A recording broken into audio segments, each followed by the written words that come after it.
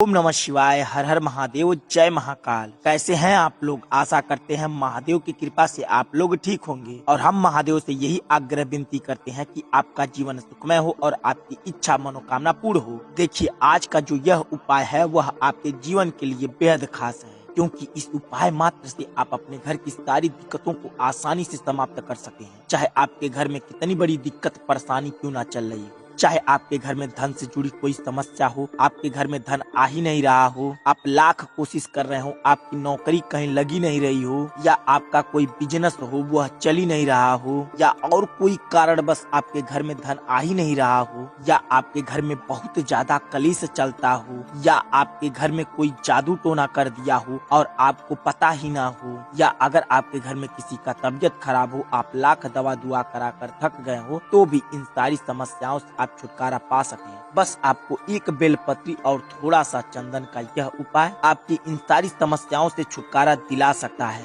यह एकमात्र ऐसा उपाय है जिससे आप अपने घर की सारी दिक्कतों को आसानी से समाप्त कर सकें। तो आपको यह उपाय कैसे करना है, कहाँ करना है और इसकी सही विधि क्या है, हम आपको इस वीडियो में बेहद विस्तार से बताएंगे और समझाएंगे भी। तो आप इस वीडियो को बेहद सावधानी पूर्वक और अच्छे तरीके से देखें और समझें। हाँ, एक बात आपको बता देते हैं, अगर आप यह उपाय करते वक्त कोई त्रुटि गलती करते हैं तो आपके जीवन में कुछ कठिनाइयां भी आ सकती हैं। इसलिए इस उपाय को बेहद सावधानी से देखें और अच्छी तरीके से समझें। उपाय बताने से पहले आपको बता दें, अगर आप इस चैनल पर नए आए हो तो इस चैनल को सब्सक्राइब करके बेल आइकन दबा लें और कमेंट बॉक्स में हमारे भोलेनाथ का कोई भी प्यारा सा नाम हमारे महादेव का लिख दें। आपको इस उपाय के लिए सबसे पहले क्या करना है, देखिए, 3 बेलपत्री लेना है और थोड़ा सा शहद लेना है और थोड़ा सा आपको चंदन ले लेना है। यह सारा सब कुछ लेकर आप भगवान शिव के मंदिर पर चले जाएं। इस बात का बेहद ध्यान दें, शिव मंदिर जो आपके घर से सबसे नजदीक हो उसी शिव मंदिर पर जाना है और उसी शिव मंदिर में जाना है जिस शिव मंदिर का प्राण प्रतिष्ठा हो चुका हो। अब यह प्राण प्रतिष्ठा क्या होता है हम आपको कई सारी वीडियो में बता चुके हैं, तो आपको नीचे डिस्क्रिप्शन में दिए हुए लिंक को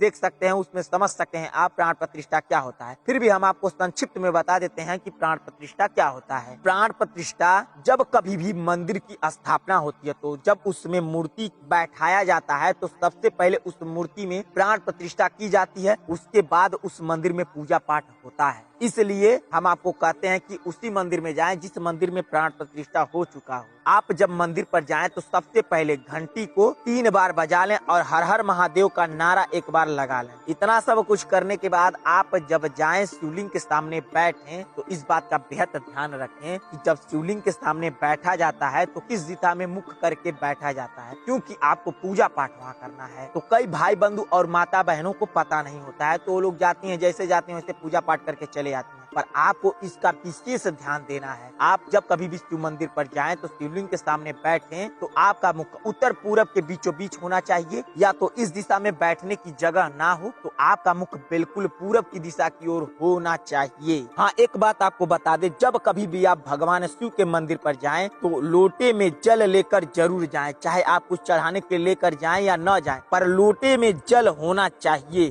तो वो यह आपको लेना अनिवार्य है। तो लोटे में जल आप ले लें और जैसे ही शिव मंदिर पर जाएं आप अपना मुख पूरब या उत्तर पूरब के बीचों बीच करके बैठ जाएं। जब आप इतना कर लें तो सबसे पहले आपको बेलपत्री लेना है और उस बेलपत्री पर चंदन और शहद के मिश्रण से ऊपर वाली पत्ती पर, सबसे जो बड़ा वाला पत्ती होता है, एक बेलपत्री में 3 पत्ती होता है, तो जो सबसे ऊपर वाला है उस पे आपको ओम बनाना है। इस बात का बेहद ध्यान रखें, जब आप ओम बनाए तो आपके मन में कोई भी भावना नहीं चलनी चाहिए, सिर्फ ओम की गूंज होनी चाहिए। तीनों बेलपत्री पे आपको ओम बना लेना है। अब आपको उस तीनों बेलपत्री को एक साइड में रख दें। अब आपको क्या करना है, उसी चंदन और शहद के मिश्रण से शिवलिंग पर, इस बात का बेहद ध्यान दें, शिवलिंग पर आपको ओम बनाना है। इस बात का विशेष ध्यान दें। आपको जब अपने अंगुली पर चंदन और शहद लगा लें तो आपको शिवलिंग पर पूरा ओम बना देना है और अपने मन में ओम की गूंज के साथ, और कम से कम आपको 11 बार ओम बनाना है। ऐसा नहीं करना है कि आपको थोड़ा सा अंगुली पर शहद लगाएं, आधा ओम बना दिए, फिर थोड़ा सा शहद अंगुली पर लगाएं, फिर उसको पूरा के नहीं, आपको 1 बार शहद अंगुली पर लगा लें तो पूरा ओम बना देना है।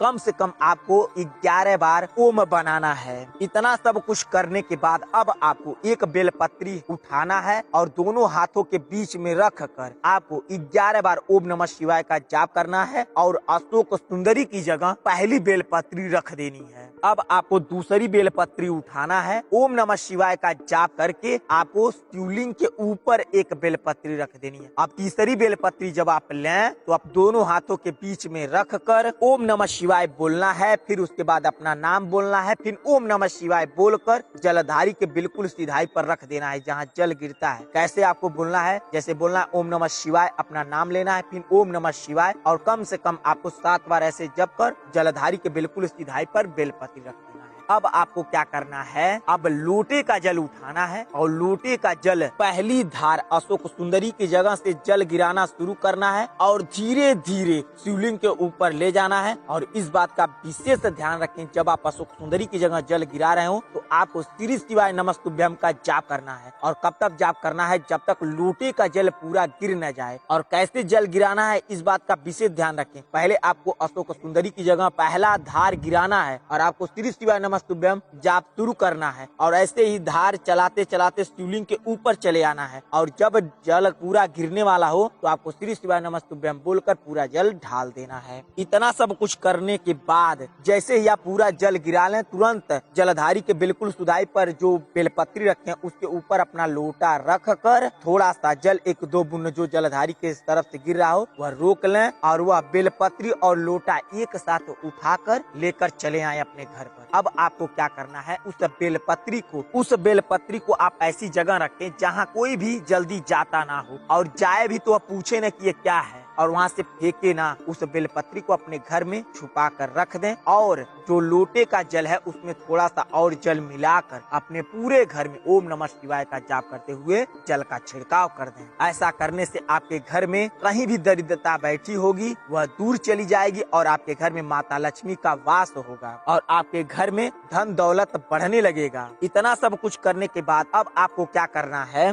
2 दिया लेना है और उसमें रखने के लिए 2 लंबी बाती लेनी है और उसमें डालने के लिए तिल का तेल लेना है। इस बात का विशेष ध्यान रखें, तिल का तेल ही होना चाहिए। दोनों दिए को एक जगह आप कहीं पर भी बैठकर उसे जला लें और एक दिया जहां आप बेलपत्री रखे हैं वहां पर रख दें और एक दिया जो है आपका वह जिस मंदिर पर आप पूजा पाठ किए हैं जलता हुआ दिया ले जाकर वहां पर शिव मंदिर पर रख देना है। और दिया आपको कब जलाना है इस बात का विशेष ध्यान रखें, जब सूर्य देवता डूब जाते हैं जो लालिमा छाई रहती है उसी वक्त आपको दोनों दीपक को जला लेना है और एक दीपक बेलपत्री जहाँ आप रखे हैं वहाँ रख देना है और एक दीपक ले जाकर भगवान शिव के मंदिर पर, जिस मंदिर पर आप पूजा पाठ करके आई हैं या आए हैं वहाँ ले जाकर रख देना है। इतना करने से आपका यह अशोक सुंदरी का उपाय पूर्ण होगा और आपकी जो इच्छा है, जो मनोकामना है, जो कोई भी काम अटका पड़ा हो वह शीघ्र ही और अवश्य पूर्ण होगा। यह अशोक सुंदरी का उपाय आपके जीवन की सारी परेशानियों को आसानी से समाप्त देगा, तो आप यह उपाय जरूर करें। अगर आपको यह उपाय समझ में आ गया हो तो कमेंट बॉक्स में हर हर महादेव या श्री शिवाय नमस्तुभ्यम या ओम नमः शिवाय जरूर लिखें। और अगर नहीं समझ में आया हो तो कमेंट बॉक्स में पूछ सकते हैं, हम आपको वहाँ भी बताने और समझाने की पूरी कोशिश करेंगे। चलिए मिलते हैं आपसे अगली वीडियो में, तब तक के लिए श्री शिवाय नमस्तुभ्यम, हर हर महादेव।